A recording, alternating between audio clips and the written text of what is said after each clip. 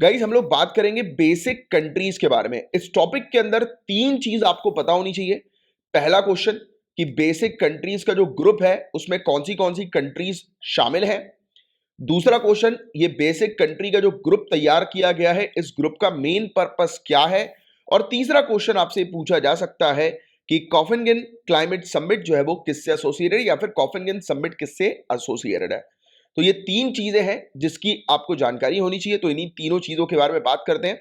तो सबसे पहले तो एक फैक्ट आप जानो, तो 28 नवंबर 2009 को इस दिन चार कंट्रीज आकर मिली। ये चार कंट्रीज कौन सी है? Brazil, south Africa, India and China. ये आकर मिली और इन्होंने एग्रीमेंट साइन किया और ये बेसिक ग्रुप तैयार हुआ। राइट, तो ये चीज आप थोड़ा सा ध्यान में रखिएगा कि ये चार कंट्री कौन सी है, इनके नाम, और 2009 में ये ग्रुप तैयार हुआ। अब ये चारों ने जो है वो कमिट किया कि ये मिलकर काम करेंगे। They will act jointly at Copenhagen climate summit including a possible united walkout if there common minimum position was not met by developed nation. तो देखिए, इन्होंने बोला कि हम कोपेनहेगन क्लाइमेट समिट पर मिलकर जो है वो काम करेंगे, बट अगर हमारी मिनिमम रिक्वायरमेंट्स जो है वो फुलफिल नहीं करी अगर डेवलप्ड कंट्रीज ने, तो हम, मतलब एक प्रकार से ये संकेत था कि हम उनके अगेंस्ट जो है वो प्रोटेस्ट करेंगे। तो ये चीज जो है वो यहां पर बताई गई।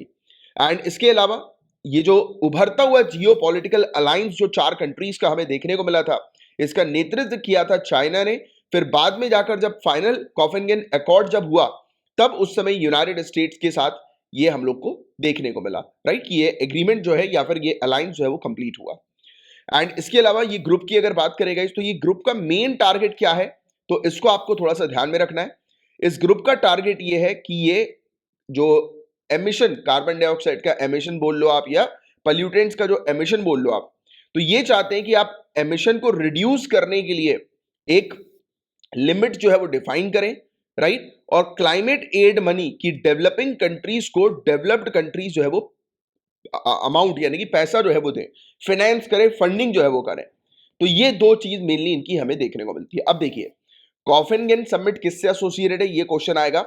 तो क्लाइमेट चेंज के इंपैक्ट को रिड्यूस करने से एसोसिएटेड कोपेनहेगन समिट है। दूसरी चीज अगर पूछ ली जाए कि बेसिक ग्रुप का मेन ऑब्जेक्टिव क्या है, तो ये क्लाइमेट चेंज का ही आप थोड़ा सा ध्यान में रखिएगा कि क्लाइमेट चेंज या फिर क्लाइमेट के जो इंपैक्ट्स है उसको रिड्यूस करने के लिए, प्लस कि डेवलपिंग कंट्रीज को, डेवलप्ड कंट्रीज जो है, जो डेवलप्ड कंट्रीज हैं वो डेवलपिंग कंट्रीज को फंड करें, जिससे कि डेवलपिंग कंट्रीज क्लाइमेट चेंज को जो है वो, या फिर क्लाइमेट चेंज के जो इंपैक्ट्स है, वेदर के जो इंपैक्ट्स उसको रिड्यूस करने के लिए केपेबल बन सके। तो ये कुछ इंपॉर्टेंट पॉइंट्स है इस टॉपिक से रिलेटेड जो कि आपको ध्यान में रखना है। गाइस, गंगेज रिवर डॉल्फिन को लेकर एक रेस्क्यू गाइड जो है वो सामने लाई गई है। जल शक्ति मिनिस्ट्री के द्वारा रिलीज की गई है ये गाइड, या आप कह सकते हो ये एक डॉक्यूमेंट्स है जिसमें पूरी चीज लिखी हुई है कि कैसे फंसी हुई जो डॉल्फिन है, गंगेज डॉल्फिन जो है, जो फंसी हुई हम लोग को देखने को मिल रही है, तो उन्हें कैसे सुरक्षित जो है वो उनको बचाना है और उन्हें दोबारा से रिलीज करना है। तो इसको लेकर एक गाइडलाइन सामने आई है और ये डॉक्यूमेंट है, ये प्रिपेयर किया गया है टर्टल सर्वाइवल अलायंस के द्वारा और environment, forest and climate change department जो उत्तर प्रदेश सरकार का है उसके द्वारा। इवन इस मैन्युअल को जो है वो IUCN सिटेशियन स्पेशलिस्ट ग्रुप जो है उसके द्वारा भी समर्थित किया गया है। राइट, अब मेन चीज की बात करें गंगेज डॉल्फिन की, तो देखिए गाइस, पहली बात तो आपको यह चीज ध्यान में रखनी है कि गंगेज रिवर डॉल्फिन जो है ये नेशनल एक्वेटिक एनिमल है इंडिया की। Point to be noted, Ganges river dolphin. Right, IUCN की रेड लिस्ट में ये एंडेंजर्ड कैटेगरी के अंदर हम लोग को देखने को मिलती है। Indian wild life protection act 1972 के अंदर शेड्यूल 1 में इसको रखा गया है और CITES के अपेंडिक्स 1 में इन डॉल्फिन्स को रखा गया है। और गाइस, बताया जा रहा है कि पूरे दुनिया भर में ये डॉल्फिन जो है वो मात्र 4000 के आसपास ही हमें देखने को मिलती है और ज्यादातर ये इंडियन सब कॉन्टिनेंट में पाई जाती है। और ये डॉल्फिन सिर्फ फ्रेश वाटर पर रहती है और एसेंशियली ये डॉल्फिन जो है वो ब्लाइंड होती है। राइट, अंधी होती है। इन डॉल्फिन्स को खतरा जो है वो किन किन चीजों से है, तो देखिए, गलती से ये डॉल्फिन जो होती है वो नहरों के अंदर चली जाती है। राइट, नदर इंडिया के अंदर, और उसके बाद फिर वो ढलान के कारण बेचारी वापस नहीं आ पाती है, तो इसके कारण इनको काफी ज्यादा खतरा होता है और साथ ही साथ फिर लोग इनको हार्म करते हैं। राइट, तो ये वाली चीज भी हम लोग को देखने को मिलती है, नुकसान पहुंचाते हैं लोग बाग इनको। तो ये कुछ इंपॉर्टेंट पॉइंट्स हैं, ये गंगेज रिवर डॉल्फिन से रिलेटेड और इस पर्टिकुलर रिलीज डॉक्यूमेंट से रिलेटेड या गाइड से रिलेटेड, जिसके बारे में आपको थोड़ा सा ध्यान में रखना है। यानी कि ये डॉक्यूमेंट जो रिलीज हुआ है इनको रेस्क्यू डॉक्यूमेंट आप कहेंगे। Guys, national mission for clean Ganga या फिर गंगा मिशन, इसको Guinness book of world record के अंदर शामिल किया गया है। तो क्यों शामिल किया है, इस टॉपिक को हम लोग थोड़ी देर से डिस्कस करेंगे। पहले हम लोग डिस्कस करते हैं ये national mission for clean Ganga का पॉलिसी डॉक्यूमेंट क्या है गंगा नदी के संरक्षण के लिए, कंजर्वेशन के लिए, और हम लोग डिस्कस करेंगे कि national mission for clean Ganga है क्या, और कुछ बेसिकली फैक्ट गंगा नदी से रिलेटेड पहले हम लोग जानते हैं। तो देखिएगा, इस बहुत ध्यान से समझिएगा। तो जो भी सिटीज, पहली बात तो आपको ये ध्यान में रखना है कि जो भी सिटीज, जो भी डिस्ट्रिक्ट्स हमें देखने को मिलती है जो गंगा नदी के तट पर है, राइट, गंगा रिवर बैंक पर जो सिचुएटेड हम लोग को सिटीज देखने को मिलती है, तो उन सिटीज को अपने मास्टर प्लान के अंदर गंगा नदी के कंजर्वेशन प्लान को, गंगा नदी के संरक्षण योजनाओं को, नदी संरक्षण योजनाओं को शामिल करना होगा। तो ये पॉइंट बहुत अच्छे से ध्यान में रखना।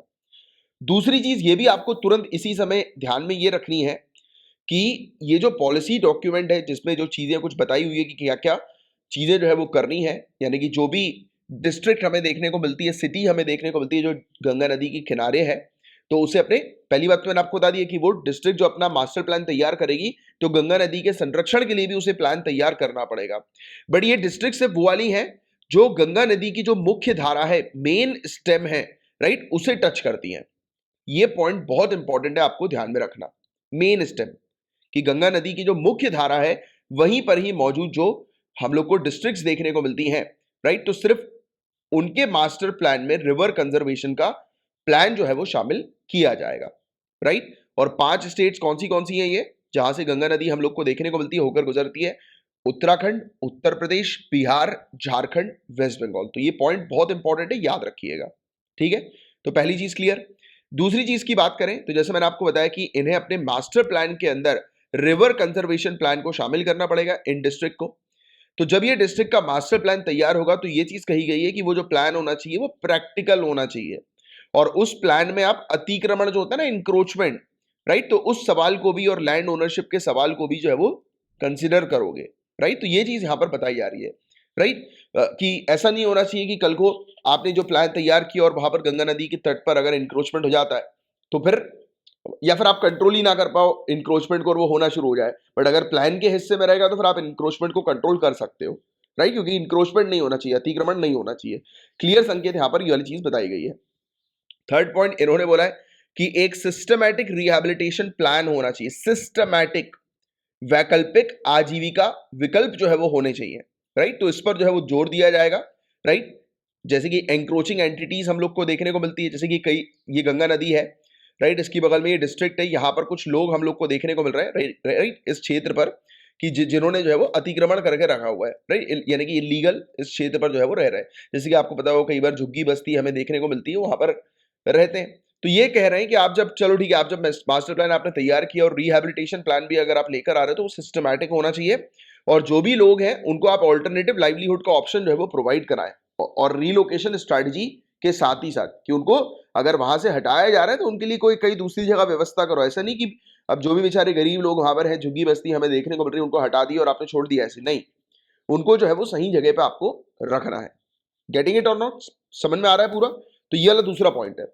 तीसरे पॉइंट की अगर बात करें तो मास्टर प्लान के अंदर ये चीज बताई जा रही है कि it shouldn't mandate specific technologies. तो मास्टर प्लान के अंदर आप कोई स्पेसिफिक टेक्नोलॉजी के बारे में मत लिखो। इन्होंने सिर्फ ये चीज कही गई है कि, मतलब आसान सिंपल शब्दों में मैं आपको समझाऊं तो आप लिख दो कि ये आपको ऑब्जेक्टिव जो है वो फुलफिल करना है, और फिर आने वाले समय में उससे रिलेटेड अगर कोई इनोवेटिव टेक्नोलॉजी अगर आती है तो उसको अडॉप्ट करो, उस पर काम करो। तो ये चीज यहां पर बता रहे हैं। तो ये था ये वाला टॉपिक जिसके बारे में हमने बात करी कि national mission for clean Ganga के अंदर डिस्ट्रिक्ट को जो है वो किस प्रकार से चीजों को इंक्लूड करना है। तो ये बस 2-3 पॉइंट बस इससे आप ध्यान में रखिए। अब मेन चीज के बारे में बात करते हैं, national mission for clean Ganga के बारे में। तो देखिएगा, इस 12 अगस्त 2011 को ये एक सोसाइटी के तौर पर रजिस्टर की गई थी, सोसाइटीज रजिस्ट्रेशन एक्ट 1860 के तहत, राइट। और ये national mission for clean Ganga जो है ये national Ganga river basin authority NGRBA इसकी इंप्लीमेंटेशन आम के तौर पर हमें देखने को मिलती थी। और NGRBA जो है गाइस, ये एनवायरमेंट प्रोटेक्शन एक्ट 1986 के तहत स्टैब्लिश की गई थी national Ganga river basin authority को, राइट, राष्ट्रीय गंगा नदी बेसिन प्राधिकरण को बनाया गया था। बट आपको बता दें कि ये वाली जो बॉडी है NGRBA, अब इसे हटा दिया गया है, ये डिसॉल्व हो चुकी है 7 अक्टूबर 2016 से, और इसकी जगह पर national council for rejuvenation protection and management of river Ganga, या फिर जिसे हम लोग नेशनल गंगा काउंसिल कहते हैं, वो लाई गई है। तो आप थोड़ा सा ये ध्यान में रखिएगा कि जो हमें national mission for clean Ganga जो देखने को मिलती है, ये क्या है, ये इंप्लीमेंटेशन आर्म है नेशनल गंगा काउंसिल की, ठीक है, राष्ट्रीय गंगा परिषद की इंप्लीमेंटेशन आर्म है। तो ये काउंसिल जो है, ये जो भी डिसीजन लेती है, उस डिसीजन को इंप्लीमेंट करने का काम जो होता है वो national mission for clean Ganga का होता है। तो ये पॉइंट आपको थोड़ा सा ध्यान में रखना है, राइट। और कुछ फैक्ट्स की बात करें गंगा नदी से रिलेटेड, तो तीसरी लार्जेस्ट रिवर पूरे दुनिया भर की गंगा नदी हमें देखने को मिलती है। और गंगा नदी के माउथ की बात करें तो माउथ क्या होता है, नदी का माउथ क्या होता है, माउथ का मतलब हम लोग को देखने को मिलता है जिस जगह से नदी जो है वो समुद्र से मिलती है। तो ये जो माउथ है गंगा नदी का, ये पूरे दुनिया भर में सबसे बड़ा डेल्टा बनाती है यहाँ पर, और इसे हम लोग देखते हैं सुंदरबंस पे। तो सुंदरबंस पे आप देखेंगे, राइट, तो यहाँ पर ये सबसे बड़ा डेल्टा जो है वो गंगा नदी का हम लोग को देखने को मिलता है। और वर्ल्ड हेरिटेज साइट भी है, यूनेस्को के द्वारा डिक्लेयर की जा चुकी है सुंदरबंस 1997 में, है ना। तो ये चीज है, तो इसके बारे में आपको जानकारी होनी चाहिए। तो ये था गाइस पूरा ओवरऑल टॉपिक। बट अभी हमें जो देखने को मिली है न्यूज कि गंगा मिशन जो है वो Guinness book of world records के अंदर शामिल हुई है, तो वो किसके लिए हुई है तो आपको बता दें गाइस। तो गंगा उत्सव के पहले दिन पे हमें देखने को मिला कि फेसबुक पर बहुत भारी मात्रा में, right, national mission for clean Ganga का जो फेसबुक पेज है उस पर बहुत भारी मात्रा में लोगों ने अपने नोट्स लिखे, यानी कि किसी ने पोएट्री लिखी, राइट, किसी ने मतलब कोई कोई मैसेज वगैरह जो है वो डाला, आर्टिकल वगैरह डाला गंगा माँ से related, right, sorry Namami Gange Facebook page में। तो नमामि गंगे फेसबुक पेज के अंदर हम लोग को देखने को मिला कि माँ गंगा से related poems, articles, right, messages वगैरह लोगों ने 1 घंटे के अंदर भारी मात्रा में डाले। और इतनी ज्यादा मात्रा में 1 घंटे में इतने पोस्ट जैसे ही आए तो वैसे ही इसने रिकॉर्ड जो है वो हासिल कर लिया। तो ये सिंपल सी चीज है जिसके बारे में आपको थोड़ा सा एक फैक्ट पता होना चाहिए। बट मेन चीज जो है वो national mission for clean Ganga की है, और मैं उम्मीद करता हूं कि ये टॉपिक आपको अच्छे से समझ में आ गया होगा। अब देखिएगा इस बॉटम ट्रॉलिंग, ये टॉपिक बहुत इंपॉर्टेंट है और कई बार ये टॉपिक न्यूज में आया है, तो इसकी एक अच्छी जानकारी होनी चाहिए आपको कि बॉटम ट्रॉलिंग क्या है, पहला पॉइंट। दूसरा पॉइंट, इससे रिलेटेड क्या मुद्दे हम लोग को देखने को मिल रहे हैं, इश्यूज हम लोग को क्या देखने को मिल रहा है। तो ये दो चीज आपको पता होनी चाहिए। देखिए ट्रॉली बैग आपने सुना है, ट्रॉली बैग क्या होता है, ट्रॉली बैग बोलते हैं ना, ट्रॉली बैग को यार घसीट के ले आओ, वो वाला बैग होता है जिसमें चक्के लगे होते हैं, ट्रॉली बैग। तो ये क्या है, ट्रॉलिंग से आपको तुरंत जो है वो क्लिक होगा ये ट्रॉली, है ना। तो इस तरीके से चीजों को याद करने के लिए वर्ड्स को तोड़ दिया करो, जैसे ही आप वर्ड को तोड़ दोगे आपके लिए समझना बहुत आसान हो जाएगा। ये क्या है, ट्रॉली है। और बॉटम यानी कि नीचे। तो हो क्या रहा है गाइस कि देखो, मैं आपको पहले तो ये सिंपल सी चीज समझाता हूं। आपने मछुआरों को देखा होगा या नहीं देखा है तो आपको पता है कि मछुआरे किस प्रकार से जो है मछलियों को पकड़ते हैं। वो जाले को जो है वो समुद्र में फेंक देते हैं और मछली पकड़ लेते हैं।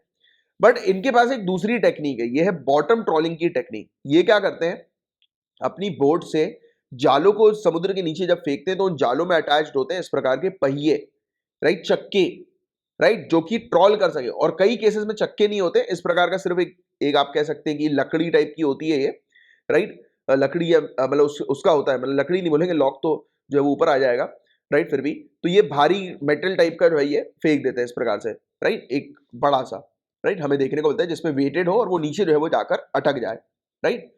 फिर ये क्या करते हैं, अपनी बोट को चलाते हैं। जब ये अपनी बोट को चलाते हैं तो इनके जाले में बहुत छोटी छोटी सी मछलियां जो है वो आ जाती हैं, फंस जाती हैं। चलो ठीक है, ये भी ठीक है, कोई दिक्कत नहीं, इससे तो फिशरमैन का फायदा हो रहा है, ये मछलियां पकड़ रहे हैं, वेरी गुड, ठीक है, कोई दिक्कत नहीं, ये भी हेल्दी प्रैक्टिस है। But what is unhealthy here, यहां पर ऐसी जो प्रैक्टिस है जो कि सबसे ज्यादा नुकसान कर रही है वो क्या है, ये देखो, deep sea fishing is not unhealthy. Deep sea fishing जो होती है ना कि नीचे समुद्र के और गहराई पे जाकर मछलियों को पकड़ना, तो वो ठीक है, वो हेल्दी है। अब आप उसको जो है वो कंप्लीटली अनहेल्दी नहीं कह सकते, वो भी ठीक है। But what is the major thing that is affecting the most, जो मेजर थिंग है, जो सबसे ज्यादा अफेक्ट कर रही है यानी कि इस एक्यूटिक लाइफ को, वो ये है, ये ट्रॉलिंग, ये घसीटवाना। देखो ये ट्रॉलिंग जो है वो कहां पर हो रही है? समुद्र के फ्लोर पर, सी फ्लोर पर, राइट, बिल्कुल नीचे जो समुद्र की जो सतह हम लोग को फ्लोर जो देखने को मिलता है, सी फ्लोर, तो वहां पर ये चक्के चलेंगे, है ना। अब जब ये वहां पर चक्के चलेंगे तो आपको ये भी पता है कि सी फ्लोर पे काफी सारे छोटे छोटे से प्लांट्स हम लोग को देखने को मिलते हैं। अब इन छोटे छोटे से प्लांट्स के ऊपर निर्भर होती है छोटी छोटी सी दूसरी मछलियां। सेकेंडली यहां पर मौजूद कुछ और छोटी छोटी स्पीसीज होती है, जैसे कि फॉर एग्जाम्पल केकड़े वगैरह हो गए, तो ये रेंगते हैं यहां पर इस क्षेत्र पे, और इन केकड़े को खाकर दूसरी प्रजाति, दूसरी जैसे कि मछली वगैरह दूसरी प्रजाति वगैरह हुई, वो सरवाइव करती हैं। तो होता क्या है कि जो आप ये कह सकते हैं फूड साइकिल का जो बेसिक जो पहली चेन जो होती है उसको ये डैमेज कर देते हैं। और आपने पढ़ा है फूड साइकिल के बारे में एनवायरमेंट के अंदर, और नहीं पढ़ा है तो आपको पढ़ना ही है, आपके टॉपिक में है, सिलेबस में यूपीएससी का, राइट। और नहीं पढ़ा तो मैं आपको एक बेसिक सी चीज समझाता हूं, आपको पता होगा इससे कि देखिए जैसे कि प्लांट्स होता है, शुरुआत किससे होती है? प्लांट से होती है। प्लांट को एक प्रजाति खाती है, फिर उससे बड़ी प्रजाति उसको खाती है, फिर उससे बड़ी प्रजाति फिर उसको खाती है, राइट। तो इस प्रकार से फूड चेन चलता है। तो अगर आपने फूड चेन के पहले ही जो वो है, पहला ही फेज जो है, उसी को अगर आपने खत्म कर दिया, तो ऑब्वियस ही बात है कि डायरेक्ट पूरी का पूरा फूड चेन जो है वो अफेक्ट होगा।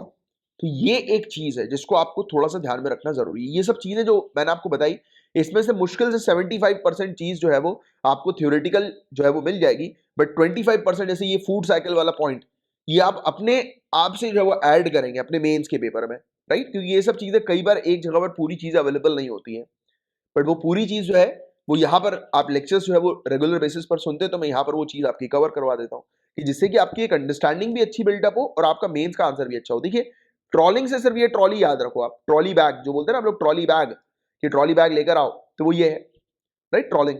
और बॉटम ट्रॉलिंग यानी कि समुद्र के नीचे इस प्रकार की ट्रॉलिंग हम लोग को देखने को मिल रही है। बात क्लियर सभी लोगों को? तो चलो अब आ जाते हैं अपन थ्योरी वाले पार्ट में, और पहले ये देख लेते हैं कि न्यूज में ये टॉपिक हम लोग को क्यों देखने को मिला है। तो इंडियन हाई कमिश्नर जो कोलंबो में है, उन्होंने अश्योरेंस दी है श्रीलंका के नदन फिशरमैन को कि वो जो है वो उनकी चिंताएं जो है श्रीलंका के नदन फिशरमैन यानी कि श्रीलंका का जो नॉर्थ वाला जो एरिया है, तो वहां पर जो मछुआरे हैं, तो उनकी चिंताएं बॉटम ट्रॉलिंग को लेकर है, राइट। तो इन्होंने कहा कि मतलब वो जो हम लोग को फिशरमैन देखने को मिल रहा है, वो बोल रहे हैं कि पाक स्ट्रेट जो है, पाक स्ट्रेट, आप मुझे बताएंगे नीचे कमेंट बॉक्स पर लिखकर कि पाक स्ट्रेट कहां पर है? मैंने पहले भी कई बार आपको इसकी ज्योग्राफिकल लोकेशन बता चुका हूं, बताएं जरा नीचे कमेंट बॉक्स में लिखकर पाक स्ट्रेट कहां पर है। तो ये कहा जा रहा है कि जो मछुआरे जो पाक स्ट्रेट पर आकर जो फिशिंग करते हैं, तो वो बॉटम ट्रॉलिंग का उपयोग कर रहे हैं, और जो कि काफी अनहेल्दी प्रैक्टिस है। इसके कारण से बहुत नुकसान जो है वो श्रीलंका के फिशरमैन को भी हो रहा है, राइट। क्योंकि ऑब्वियस बात है, मैंने आपको बताया कि इससे एक्यूटिक इकोसिस्टम जो है या एक्यूटिक लाइफ है वो डैमेज हो जाती है। और ऑब्वियस ही बात है फूड चेन का अगर पहला ही फेज जो है वो अगर डिलीट हो गया, हट गया वहां से, राइट, तो डैमेज हो गया, तो फिर ऑब्वियस ही बात है कि इसका जो दूसरा जो फेज है यानी कि इसके साथ जो कनेक्टेड जो फेजेस है वो भी डैमेज होंगे, उनको भी इंपैक्ट होगा, है ना। तो अब इसके कारण से ये इफेक्ट जो हो रहा है वो श्रीलंका के फिशरमैन को हो रहा है काफी ज्यादा, राइट। तो ये कह रहे हैं कि यार ये वाली प्रैक्टिस जो है वो अनहेल्दी है, उसको बंद करो। और इवन इंडिया ने भी एग्री किया था 2 बार, 2010 और 2016 में, कि ये बॉटम ट्रॉलिंग की प्रैक्टिस को जो है वो एंड कर दिया जाएगा, बट अभी तक ये एंड नहीं हुई है, राइट। तो इशू क्या बॉटम ट्रॉलिंग से रिलेटेड हमें देखने को मिलते हैं, तो जो चीज मैंने भी आपको समझाई थी कि ये बॉटम ट्रॉलिंग जो है वो इकोलॉजिकली डिस्ट्रक्टिव प्रैक्टिस है, राइट। कि ये क्या करती है, ये पूरी तरह से समुद्र के जीवन को जो है वो डैमेज करती है, राइट। इसके अंदर ट्रॉलर्स होते हैं जो कि वेटेड नेट्स के होते हैं, यानी कि ऐसे जाले मछली पकड़ने के जिसमें वेट लगा रहता है। तो इसको जो है वो समुद्र के फ्लोर पर, सी फ्लोर पर जो है वो छोड़ दिया जाता है, और सी फ्लोर पर ये क्या करते हैं, ड्रैग करते हैं, राइट। और इसके कारण से हमें देखने को मिलता है कि एक्यूटिक रिसोर्सेज जो है वो भारी मात्रा में खत्म हो जाता है, राइट, डिप्लीट हो जाता है। तो वही चीज मैंने भी आपको पूरी एक्सप्लेन करी है, वो थ्योरी में यहाँ पर है।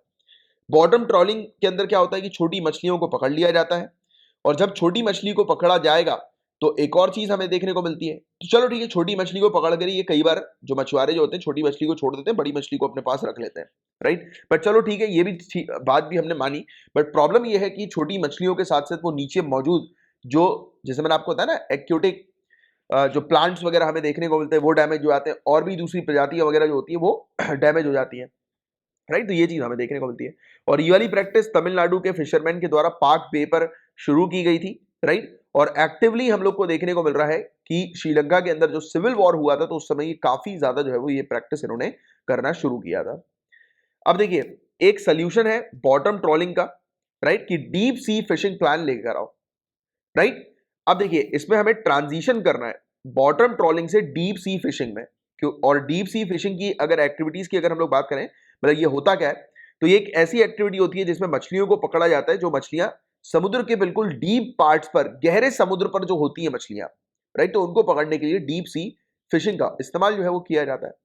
और बोट को इस प्रकार से डिजाइन करो कि फिशरमैन जो है उनको ओशियन में डीपर पार्ट्स का एक्सेस मिल सके, यानी कि समुद्र की गहराई में, यानी कि गहरे एरिया में जो मछलियां हैं तो उस मछलियों को फिशरमैन जो है वो पकड़ सके। बट हाँ, ये ध्यान में रखते हुए कि वो ट्रॉलिंग का इस्तेमाल ना करे, मतलब कि वो इस प्रकार से वेटेड नेट्स का इस्तेमाल ना करे, क्योंकि ये वेटेड, क्योंकि मेन प्रॉब्लम मैंने आपको बताई ना वेटेड नेट्स की है, कि वेटेड नेट जब समुद्र की सतह पर, सी फ्लोर पर, जब ये मतलब सतह तो सरफेस सरफेस होती है, सॉरी, समुद्र के सी फ्लोर पर, राइट, सी फ्लोर पर बिल्कुल उसके बॉटम में जाकर जब ये ड्रैग करेंगे तब हमें देखने को मिलेगा कि डैमेज जो है वो कंप्लीटली नीचे के एक्वेटिक स्पीसीज को होगा और भी काफी सारी प्रजातियों को होगा, जो कि बिल्कुल भी हेल्दी नहीं है एक्वेटिक लाइफ के लिए या एक्वेटिक इकोसिस्टम के लिए।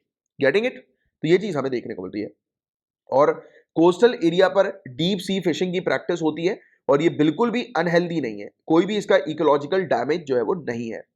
और डेप्थ जो होनी चाहिए डीप सी फिशिंग के लिए, राइट, तो वो एटलीस्ट 30 मीटर्स की होनी चाहिए। और हम लोगों ने भी इस प्रकार की प्रैक्टिस जो है वो करवाना शुरू किया है। हम लोग आज की डेट में फिशरमैन जो है उनके लिए एक अलग टाइप की बोर्ड जो है वो प्रोवाइड करा रहे हैं। इस टॉपिक को मैं आपको पहले भी पढ़ा चुका हूँ, राइट। बॉटम ट्रॉलर्स को खत्म करने के लिए एक ऐसी बोर्ड जो है वो बनाई जा रही है, तैयार की जा रही है, जिसमें मतलब जो नेट्स जो हैं वो इस प्रकार से डिजाइन किए गए हैं कि वो समुद्र की जो सी फ्लोर है उसको टच ना कर पाए, राइट। तो इस प्रकार की चीज जो है वो हम लोग खुद जो है वो फिशरमैन को दे रहे हैं। और ये गवर्नमेंट जो है वो सब्सिडी भी प्रोवाइड करा रही है, जैसे कि जो भी फिशरमैन है जिसके पास ये बोट है, जिस बोट के अंदर इस प्रकार से हमें देखने को मिल रहा है जो नेट, वेटेड नेट्स जो लगे हुए हैं, तो उसको वो एक्सचेंज कर सकते हैं अपनी बोट्स को। उनको एक नई बोट जो है वो प्रोवाइड की जाएगी, प्लस उनको लोन भी दिया जाएगा, राइट, कि अपनी बोट को अपग्रेड करने के लिए उनको एक्स्ट्रा लोन भी दिया जाएगा, प्लस बहुत सारा सब्सिडी जो है वो उनको सरकार की तरफ से भी प्रोवाइड किया जा रहा है, राइट। तो ब्लू रेवोल्यूशन प्रोग्राम के अंडर इस चीज को लॉन्च किया गया था, राइट। ये स्कीम जो है मैंने आपको बताया कि इसको सेंट्रल गवर्नमेंट और स्टेट गवर्नमेंट दोनों ही फाइनेंस करती हैं, राइट, बेनिफिशियरी पार्टिसिपेशन के साथ, यानी कि कुछ परसेंटेज जो है वो जो फिशरमैन है उसको भी जो है वो देना पड़ता है, बट उसकी बोट जो होगी वो एक्सचेंज हो जाएगी। तो 2000 वेसल, मतलब बोट्स जो हमें देखने को मिलती है 3 सालों के अंदर, इसको एक्सचेंज करने के लिए जो है वो प्रोग्राम ये लाया गया है, राइट, ये बॉटम ट्रॉलिंग को रोकने के लिए। तो ये था गाइस पूरा वो टॉपिक। मैं उम्मीद करता हूँ कि बहुत अच्छे से ये टॉपिक आपको क्लियर हो गया होगा। गाइस, ये वाला जो टॉपिक है ये फटाकों को लेकर है, तो पहले भी इस टॉपिक को हम लोग कवर कर चुके हैं, जैसे कि आप रेगुलरली फॉलो कर रहे होंगे तो आपको पता होगा इस चीज के बारे में। तो यहाँ पर अभी ऑनरेबल सुप्रीम कोर्ट ने ये चीज कही है कि यार ब्लैंकेट बैन तो फटाकों के ऊपर पॉसिबल हो ही नहीं पाएगा, राइट। तो ये एक बेसिक सी चीज आपको पता होनी चाहिए। अब इसमें बहुत सारी चीजें ऑनरेबल सुप्रीम कोर्ट ने कंसिडर करी है, राइट। जैसे for example honourable supreme court ने लाइवलीहुड के बारे में जो है वो देखा, जैसे कि कुछ लोग जो हम लोग को देखने को मिलते हैं, राइट, जो फटाकों को बनाने वाले बिजनेस में इन्वॉल्व रहते हैं। बट हाँ, इवन ऑनरेबल सुप्रीम कोर्ट ने भी ये भी चीज कही कि राइट टू लाइफ सबसे ऊपर है, राइट, कि क्योंकि देखो ऑटो, अगर आप चीजों को और गहरे तरीके से समझने की कोशिश करें तो यहाँ पर राइट टू लाइफ जो है वो कैसे लिंक हो रहा है फटाकों के साथ। फटाके क्या कर रहे हैं, पोल्यूटेंट जो है वो रिलीज कर रहे हैं एनवायरमेंट में। अब जो अस्थमेटिक वाले जो पेशेंट है, जिनको कोई रेस्पिरेटरी इश्यूज है, राइट, ये या फिर ओल्ड एज वाले जो लोग हम लोग को देखने को मिलते हैं, तो डायरेक्ट ये जो पोल्यूटेंट्स है उनको सबसे ज्यादा हार्म करता है। या फिर इवन न्यू बॉर्न बेबीज जो हैं, अरे उससे, और जैसे कि अगर हम बात करें एनिमल्स की भी, इवन प्लांट्स वगैरह की भी, तो इनको हार्म होता है कि नहीं होता। तो ये राइट टू लाइफ की कैटेगरी में हम लोग को सीधे सीधे फटाके देखने को मिल रहे हैं कि ये इनसे होने वाले जो पोल्यूटेंट्स है वो क्लियरली जो है वो उल्लंघन करते हैं राइट टू लाइफ का। यहां तक ये एक चीज आपको समझना जरूरी है, क्योंकि यहां पर देखिए राइट टू लाइफ का जिक्र किया है ऑनरेबल सुप्रीम कोर्ट ने, है ना। तो ये चीज आपको थोड़ा सा ध्यान में रखना है, लिंक करना है इस प्रकार से चीजों को। और एम्प्लॉयमेंट, तो वही कि काफी सारे लोग जो है हम लोग को देखने को मिलते हैं कि फटाकों के बनाने वाले बिजनेस में इन्वॉल्व है। और अनएम्प्लॉयमेंट, कि अगर हम इस प्रकार के जो कन्वेंशनल फटाके हैं उसको पूरी तरह से अगर बैन कर देंगे तो फिर इन लोग के लिए बड़ी दिक्कत आएगी। तो ऑनरेबल सुप्रीम कोर्ट ने क्लियरली ये चीज की है कि पूरी तरह से तो बैन नहीं हो पाएगा, राइट, बट आप बैलेंस जो है वो बना के चलो, राइट, कि तीनों के बीच में एम्प्लॉयमेंट, अनएम्प्लॉयमेंट और राइट टू लाइफ के बीच में बैलेंस जो है वो बना के चलना पड़ेगा। प्लस इन्होंने ये चीज जो है वो क्लियरली कही है, राइट, कि जो टॉप एडमिनिस्ट्रेटिव ऑफिशियल्स हैं, पुलिस ऑफिशियल्स हैं, तो पर्सनली ये रिस्पॉन्सिबल होंगे और लायबल होंगे, राइट, किस चीज के लिए, कि अगर जो फटाके जो बैंड है, राइट, अगर वो पाएगा कि उनके जो क्षेत्र अधिकार का जो एरिया, ज्यूरिसडिक्शन का जो एरिया है, जैसे एक पुलिस थाना है, ठीक है, जैसे आप एग्जांपल के तौर पे समझो, एक पुलिस थाना एक पर्टिकुलर क्षेत्र के लिए होता है। अब उस क्षेत्र में अगर कोई ऐसे फटाके फोड़ रहा है जो कि बहुत ज्यादा पोल्यूटेंट्स रिलीज कर रहा है, जो कि बैंड है, राइट, अब कैसे ये कौन से वाले फटाके बैंड है, तो एग्जांपल के तौर पर जैसे कि बेरियम बेस्ड फायर क्रैकर जो हम लोग को देखने को मिलता है वो बैंड है। अगर कोई व्यक्ति इस प्रकार के फटाकों का यूज कर रहा है तो उस व्यक्ति को अगर पुलिस उसके खिलाफ कार्रवाई नहीं करती तो वो पुलिस जो होगी वो रिस्पॉन्सिबल होगी। तो ये चीज यहां पर कही गई इस प्रकार से ऑनरेबल सुप्रीम कोर्ट ने, है ना, और कहा कि इस प्रकार से जो टॉक्सिक केमिकल जो फायर क्रैकर्स में उपयोग में लिए जाते हैं उसको प्रिवेंट करने के लिए जो है वो आप उपाय लेकर आए, राइट। तो ये चीज ऑनरेबल सुप्रीम कोर्ट ने कहा और क्लियरली ये वाली चीज तो कह ही दी थी कि ये फटाके जो है वो कंप्लीटली बैन नहीं हो पाएंगे, क्योंकि कलकत्ता हाई कोर्ट का ये कहना था कि ऑर्डर दिया गया था कलकत्ता हाई कोर्ट के द्वारा कि कंप्लीट बैन जो है वो कर दिया जाएगा फायर क्रैकर्स के ऊपर। तो इस कलकत्ता हाई कोर्ट के इस ऑर्डर को जो है वो हटाकर ऑनरेबल सुप्रीम कोर्ट ने ये चीज कही है कि कंप्लीट बैन तो पॉसिबल नहीं है, बट हाँ ऑफिशियल को कदम उठाना पड़ेगा कि इस प्रकार के जो फायर क्रैकर जो बैंड है, स्पेशली बेरियम आपको एग्जामिनेशन के लिए बेरियम जो है वो ध्यान में रखना है, ठीक है, ये ध्यान में रखना आपके लिए जरूरी है बेरियम। तो बेरियम वाले जो फटाके हम लोग को देखने को मिलते हैं तो उसको जो है वो आप वो करें, बैन करें और देखें कि वो वाले फटाके जो है वो यूज नहीं होने चाहिए, है ना। और ये बेरियम की अगर हम बात करें तो अर्जुन गोपाल केस हुआ था, 2018 का केस हम लोग को देखने को मिला था कोर्ट का। तो इस कोर्ट में ये कोर्ट के केस में ये चीज कही गई थी कि जो एनसीआर का जो क्षेत्र हम लोग को देखने को मिलता है, दिल्ली एनसीआर का जो क्षेत्र है, वहां पर जो फायर क्रैकर्स है उनकी बिक्री और उनके प्रोडक्शन को बैन किया जाएगा और रेगुलेट किया जाएगा फायर क्रैकर्स के उपयोग को। तो ये 2018 में आया था। इसमें स्पेशली जो बैन किया गया था वो बेरियम बेस्ड फायर क्रैकर्स को बैन किया था और ये कहा गया था कि ऑनलाइन बिक्री जो होगी फायर क्रैकर्स की वो बिल्कुल भी नहीं होगी, कंप्लीट बैन कर दिया गया था, राइट। तो ये चीज हमें देखने को मिली थी। तो इसी चीज को जोर देते हुए अभी एट प्रेजेंट एक प्ली यानी कि एक याचिका हमें देखने को मिली थी कोर्ट के अंदर कंप्लीट बैन को लेकर। तो अभी उसको जो है वो हटा दिया है कोर्ट ने, ऑनरेबल सुप्रीम कोर्ट ने ये चीज कही कि कंप्लीट बैन तो नहीं हो पाएगा। क्लियर आपको यहाँ तक बात है, बेसिक सी चीज है, बस ये थोड़ा सा बेरियम बस यहाँ पर ध्यान में रखना कि बेरियम वाले जो फटाके हमें देखने को मिलते हैं तो उसको मेनली बैन जो है वो किया जा रहा है और इस प्रकार के फटाके जो काफी टॉक्सिक पोल्यूटेंट्स एनवायरमेंट में रिलीज करते हैं तो उसको बैन करने के ऊपर कदम उठाए गए हैं।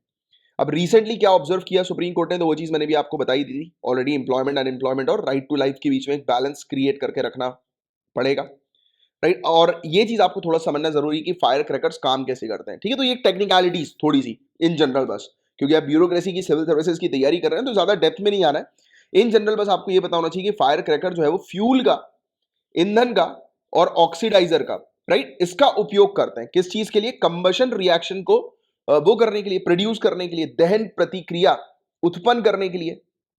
तो फटाकों में एक दहन प्रक्रिया उत्पन्न करने के लिए ईंधन यानी कि फ्यूल और ऑक्सीडाइजर का प्रयोग किया जाता है। तो पहला पॉइंट ये आपको ध्यान में रखना है। अब क्या होता है कि जैसे ये धमाका होता है, एक्सप्लोजन होता है, राइट, फटाका जैसे ही फूटता है तब उसके अंदर मौजूद जो मटेरियल्स होते हैं वो एक सुपर हीटेड स्टेट पर आ जाते हैं, राइट, अत्यधिक गर्म अवस्था में आ जाते हैं। और जब ये उस गर्म अवस्था में आते हैं तब ये एक्सप्लोसिव जो होता है, मतलब जैसे ये धमाका जो होता है वो मिक्स कर देता है, क्योंकि देखो जैसे ये गर्म अवस्था में आएंगे तो जितने भी मेटल्स इसके अंदर होंगे उसमें एक रिएक्शन होगा, एक चेंज आएगा और यही रिएक्शन और यही चेंज हम लोग को देखने को मिलता है जो कि एक आवाज, एक साउंड क्रिएट करता है और लाइट्स, अलग अलग प्रकार की जो लाइट्स हम लोग को देखने को मिलती हैं, राइट, तो वो प्रोड्यूस करता है, रिलीज करता है। तो ये बस टेक्निकलिटी एक आपको पता होनी चाहिए।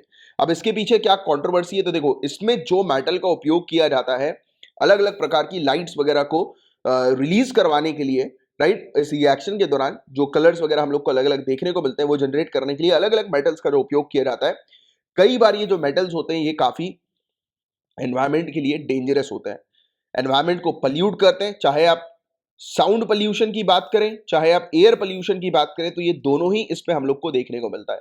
हवा को तो पोल्यूट करता ही करता है क्योंकि इसके अंदर जो पोल्यूटेंट जो है एनवायरमेंट में रिलीज होते हैं, राइट, तो वो एनवायरमेंट को डैमेज करते हैं। और साउंड साउंड भी कई बार हम लोग को बहुत ज्यादा देखने को मिलता है, जो कि कई बार लोगों की हियरिंग तक को जो है वो डैमेज करने में सक्षम होता है, राइट। और एक स्टडी इटली के अंदर, मिलान के अंदर एक स्टडी जो है वो पाई गई, क्वांटिफाइड स्टडी हमें देखने को मिली, मतलब कि क्वांटिटी चेक की गई कि एक क्षेत्र में, जैसे फॉर एग्जांपल कि हवा के अंदर जो कुछ मेटल्स वगैरह जो हम लोग को देखने को मिलता है, या पोल्यूटेंट्स, कि हवा के अंदर कुछ पोल्यूटेंट्स जो है उनको देखा गया, और फटाके फोड़ने के बाद फिर उन पोल्यूटेंट्स को चेक किया गया तो उसमें इंक्रीज हुआ। जैसे कि इसमें strontium, magnesium, barium, potassium, copper, तो इन सब में एकदम से, मतलब 1 घंटे के अंदर ही अंदर, जैसे फटाके फोड़ेगा उसके 1 घंटे के अंदर ही अंदर अलग अलग एलिमेंट्स जो हम लोग को देखने को मिल रहे हैं, उसमें अचानक से जो है वो एक वृद्धि, हम लोग को इंक्रीमेंट जो है वो देखने को मिला, है ना। अब कितना कितना हुआ that you don't need to remember, आपको ये सब चीजें याद रखने की जरूरत नहीं, बट हाँ ये सब आपको थोड़ा सा एलिमेंट्स जो है वो पता होने चाहिए कि कौन से एलिमेंट्स फटाकों के अंदर हम लोग को देखने को मिलते हैं। And central pollution control board ने भी एक स्टडी कंडक्ट करी थी 2016 में।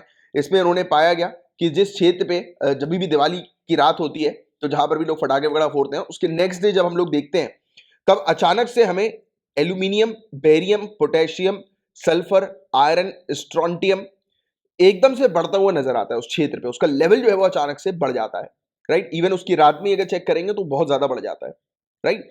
सेम चीज चाइना और यूके में भी इसी प्रकार की जो है वो देखी गई, और बताया गया कि किस प्रकार से लोगों की हेल्थ और एनिमल्स की हेल्थ जो है उसको नुकसान पहुंचाते हैं फायर क्रैकर्स, राइट। और एयर क्वालिटी जो होती है सिटीज की, स्पेशली इंडियन सिटीज की, वो अचानक से जो है वो गिर जाती है दिवाली के बाद। और यही चीज हम लोग को देखने को मिलती है, और ये सब चीजें जो हुआ है, मतलब ये पोल्यूटेंट्स जो रिलीज होते हैं, तो इसी के कारण काफी सारी याचिकाएं, प्ली हम लोग को देखने को मिल रही है कि लगाई जा रही है कोर्ट के अंदर इसको कंप्लीटली बैन करने के लिए। बट आपको मैंने बता ही दिया कि कोर्ट ने जो है बैन करने के लिए मना कर दिया था। अच्छा, अब क्या ग्रीन क्रैकर जो होंगे क्या एक डिफरेंस क्रिएट कर सकते हैं क्या? अब देखिएगा, इस पहले तो मैं आपको बता दूं, ये ग्रीन क्रैकर का मतलब ये नहीं है, पॉइंट टू बी नोटेड, कि ये पूरी तरह से पोल्यूटेंट्स को बंद कर देगा। बट हाँ, ऐसे कुछ ग्रीन क्रैकर्स है भी कि जो मात्र जैसे फटने के बाद हमें देखने को मिलता है कि एनवायरमेंट को डैमेज नहीं करते हैं, राइट। ऐसे भी हैं, बट अभी के लिए अगर हम बात करें council of scientific and industrial research की, तो इसने अपनी national environmental engineering research institute Nagpur में जो है, इसके साथ ये कुछ फायर क्रैकर्स लेकर आए, जिस फायर क्रैकर ने लाइट और साउंड के एमिशन को रिड्यूस कर दिया और 30% कम पार्टिकुलेट मैटर जो है वो गिरा दिया है। यानी कि 30% कम पार्टिकुलेट मैटर जो है वो रिलीज हो रहा है इस फायर क्रैकर के फटने के बाद। तो इसने पोटेशियम नाइट्रेट को एक ऑक्सीडेंट के तौर पर जो है वो यूज किया, राइट। इन्होंने ये जो फटाके हम लोग को देखने को मिलते हैं, इनका नाम रखा गया सेफ वाटर रिलीजर, दूसरा सेफ मिनिमल एल्यूमिनियम, और तीसरा सेफ थर्माइट क्रैकर। अब देखिए, क्वेश्चन आपसे किस प्रकार से ये लोग पूछेंगे कि जैसे कि ये जो अभी CSIR NEERI के द्वारा जो फायर क्रैकर्स बनाए गए वो 100% पोल्यूटेंट फ्री है।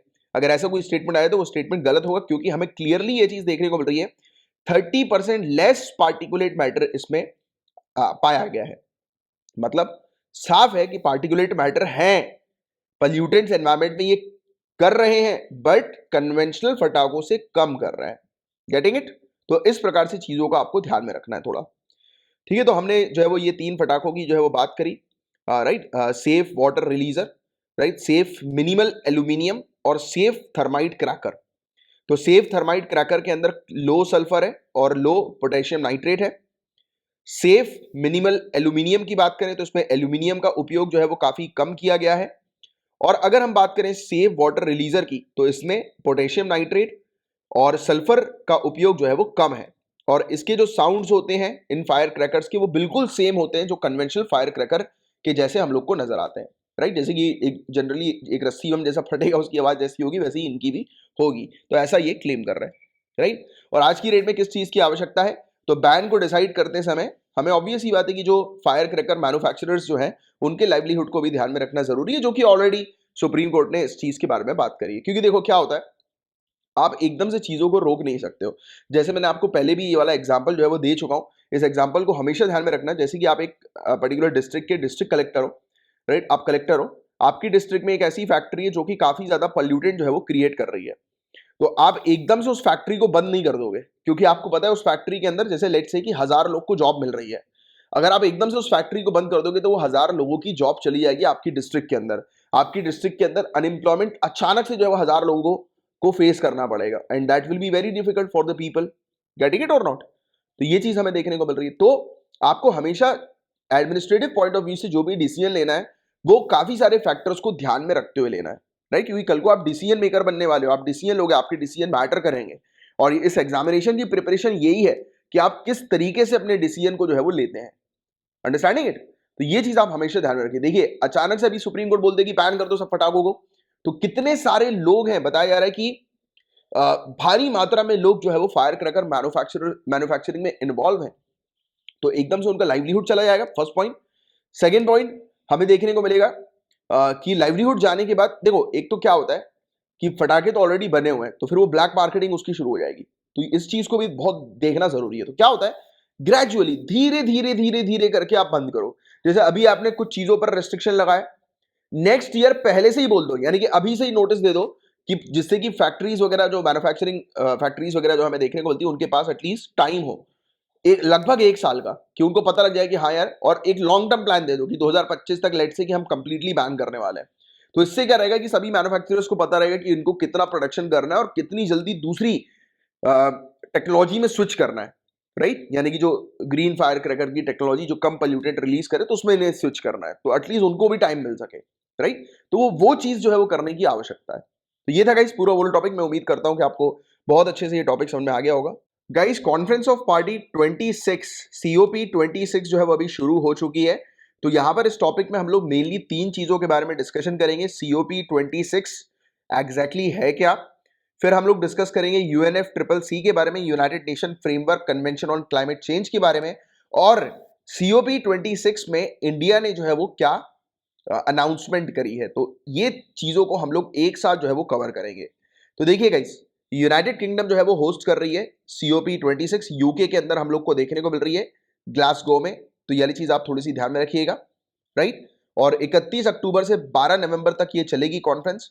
और यूनाइटेड नेशन की क्लाइमेट चेंज कॉन्फ्रेंस ही हम लोग को COP 26 देखने को मिल रही है, और 26वीं कॉन्फ्रेंस ऑफ पार्टी है ये, राइट? क्लाइमेट चेंज के ऊपर। तो ये वाला पॉइंट पहले तो आप ध्यान में रखो। सिंपल सी चीज, 2 चीज याद रखनी है। यूके के अंदर COP 26 हुई, यूके के अंदर स्पेसिफिकली ग्लासगो में, और क्लाइमेट चेंज यूनाइटेड नेशन का जो क्लाइमेट चेंज कॉन्फ्रेंस है उसका ये 26वां कॉन्फ्रेंस है, इसलिए हम लोग इसको COP 26 कहते हैं। और COP का full form conference of parties, कि जो पार्टीज हैं यूनाइटेड नेशन की मेंबर कंट्रीज है उनकी है कॉन्फ्रेंस हम लोग को देखने को मिलती है। किसके ऊपर बेस्ड?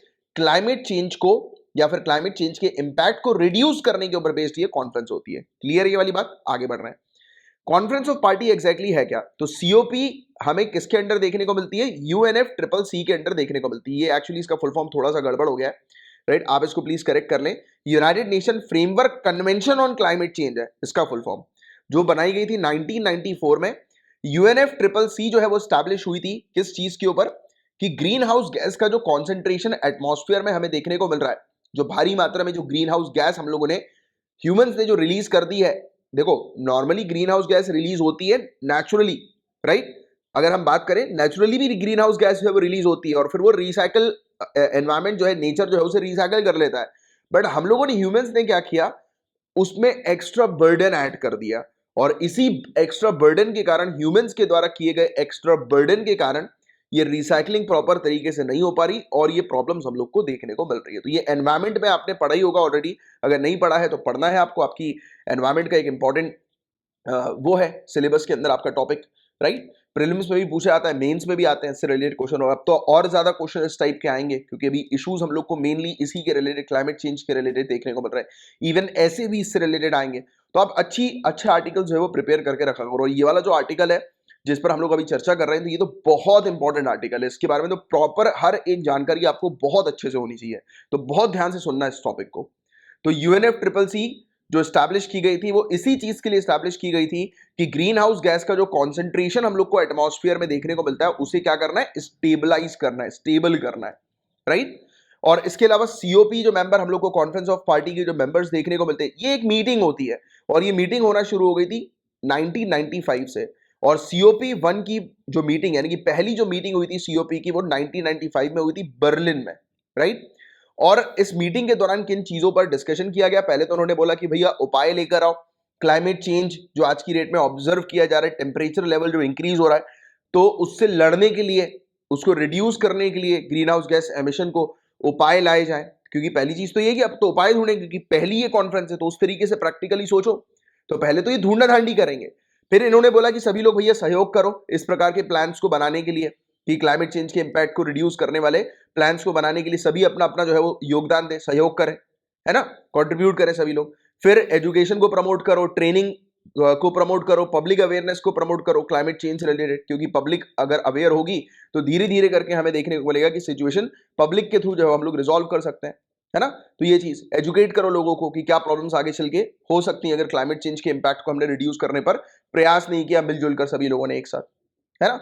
और UNFCCC के अकॉर्डिंग COP26 जो है वो 4 गोल्स पर काम करती है। पहला गोल क्या है? हमें देखने को मिलता है कि 1.5 डिग्री सेल्सियस के नीचे टेम्परेचर को जो है वो रिड्यूस करके रखना, राइट। और मिड सेंचुरी तक नेट जीरो जो है वो लेकर आना। नेट जीरो का मतलब अभी आपको वैसे तो पता ही होगा, रेगुलर क्लासेस आप अटेंड करें तो नहीं पता, तो अभी थोड़ी देर में मैं आपको समझाऊंगा। पहले सिर्फ इतना ध्यान में रखो कि मिड सेंचुरी तक मतलब आप कह सकते हैं कि 2050 तक नेट जीरो अचीव करना पूरे दुनिया भर में, एंड टेम्परेचर लेवल को 1.5 डिग्री सेल्सियस से नीचे जो है वो रखना, राइट, प्री इंडस्ट्रियल टाइम से। और इसके अलावा अडॉप्ट करो कि कम्युनिटीज को हमें प्रोटेक्ट करना है, उनके नेचुरल हैबिटेट्स को प्रोटेक्ट करना है। मतलब यहां पर ये चीज बताई गई कि जो प्रजातियां होती है, स्पीसीज होती हैं, उनको आपको प्रोटेक्ट करके रखना है। क्योंकि देखो ये स्पीसीज जो आप ये कह सकते हैं कि स्पीसीज जो एक्सटेंट होती है ना, जो लुप्त होने लगती है, ये एक प्रकार का इंडिकेटर होता है।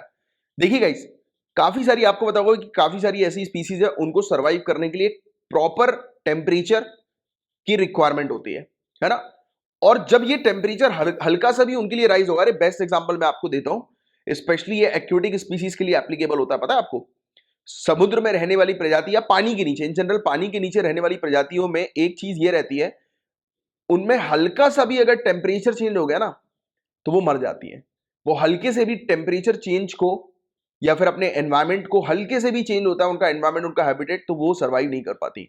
अरे बेस्ट एग्जांपल मैं आपको देता हूं, अगर आपके पास एक्वेरियम होगा या फिर आपके आपके किसी फ्रेंड के पास एक्वेरियम होगा, तो आप पूछना, अक्सर काफी सारे लोगों के साथ ये होता है कि जैसे ही वो पानी चेंज करते हैं, पहले जो होता है ना, अपन एक्वेरियम की सफाई कर रहे हैं, पानी चेंज कर रहे हैं, जैसे ही बॉस पानी चेंज करते हो ना, मछली मर जाती है। तो इसलिए अब मैंने भी जो है वो कुछ समय पहले जो है वो रखा था, आज की रेट में नहीं है, आज की रेट में सिर्फ एक ही अपने पास फिश है, राइट, छोटी सी बढ़िया सी, बहुत साल से अपने पास गोल्ड फिश है एक, और बहुत बढ़िया सी है वो, मतलब दो नहीं, तीन या 4 साल के आसपास हो गए उसको, बहुत बढ़िया है वो, हमारे साथ है, बढ़िया अच्छी है वो, राइट। तो उसको हमने प्रोटेक्ट करके रखते हैं बेहतरीन एकदम अच्छी तरीके से, उसके लिए अच्छी जगह जो है वो रखी हुई है। अच्छा एक्वेरियम, एक एक्वेरियम तो उसका टूट गया था, अभी लेकर आना बाकी है, अभी एक एक्वेरियम मैं अच्छा लेकर आऊंगा उनके लिए। तो वो ये, क्योंकि अपन को भी अच्छा नहीं लगता ना यार, क्योंकि फिर अब तो सोच के रखा है कि अरे यार अपन आगे चल के कोई स्पीसीज ऐसा कोई पालेंगे नहीं, क्योंकि बड़ा दुख होता है यार एकदम वो मर जाए अपनी वजह से। तो हमारे साथ भी सेम ये चीज होती थी, बड़ा हम घबरा जाते थे कि यार ये हो क्या रहा है, कि हमने जैसे ही पानी चेंज किया मछलियां मर गई। मैंने कहा ये क्या हो, फिर मैंने तुरंत जाकर जो एक्वेरियम वाले से पूछा कि यार भैया ये क्या चीज आप थोड़ा बताओ यार, क्योंकि ये तो बहुत हेल्दी थी, अचानक से ऐसा क्या हो गया। तो उन्होंने फिर मुझे ये चीज समझाई, फिर आगे चल के फिर एनवायरमेंट के टॉपिक पे चीजों को कवर किया अपन ने और पढ़ा, फिर और डिटेल में समझा। देखो ये बेसिक चीजें होती हैं, पता है, बेसिक प्रैक्टिकल चीजें होती हैं, जो कि जिसकी नॉलेज आपको होनी चाहिए। आप कल को डिस्ट्रिक्ट कलेक्टर बनेंगे तो आपको ये छोटी छोटी चीजों की नॉलेज होना बहुत ज्यादा जरूरी, इसलिए तो ये सब चीजें आपके सिलेबस का हिस्सा है। लोग सोचते हैं कि अरे यार ये सिलेबस इतना सारा है और कैसे पढ़े, क्या कवर करें। अरे मोटिवेशन लेकर आओ अपने अंदर कि यही सब चीजें हैं वो आगे चल के आपके काम में आएंगे। आप किसी डिस्ट्रिक्ट में कलेक्टर हैं, कोई एक इंडस्ट्री है, एक फैक्ट्री है, जो कि गर्म पानी जो है वो एक नियरेस्ट, जैसे मान लेते हैं कि नियरेस्ट रिवर जो है वो निकल रही है आपकी डिस्ट्रिक्ट के पास से, या फिर मान लेते हैं कि कोई एक लेक है, तो वो फैक्ट्री वाला उसमें गर्म पानी जो है वो ट्रांसफर कर रहा है, तो आप तुरंत जो है वो उसको रोकेंगे, बोलेंगे कि नहीं आप ऐसा नहीं करेंगे, राइट। आप या अगर आपको करना है तो आप किसी किसी स्टोर में पहले उस पानी को डालें, और वो भी ट्रीटेड वाटर को, गंदा पानी भी नहीं, उसको डालें, उसको ठंडा होने दें, उसके बाद फिर जो है वो रिलीज करें, वो भी धीरे धीरे, एकदम से भी नहीं, राइट। क्योंकि वहां पर मौजूद अगर कोई प्रजाति हुई तो वो मर सकती है। क्यों? क्योंकि ये जो प्रजाति जो होती है, स्पेशली एक्वेटिक स्पीसीज, ये अचानक से जब टेम्परेचर लेवल चेंज होता है ना यार, तब वो सर्वाइव नहीं कर पाती हैं। तो ये चीज इनकी रहती है, ये थोड़ा सा आप ध्यान में रखिएगा और परमानेंटली इसको याद रखिएगा ये वाली चीज को। और ये इंडिकेटर होता है। अब इंडिकेटर कैसे होता है?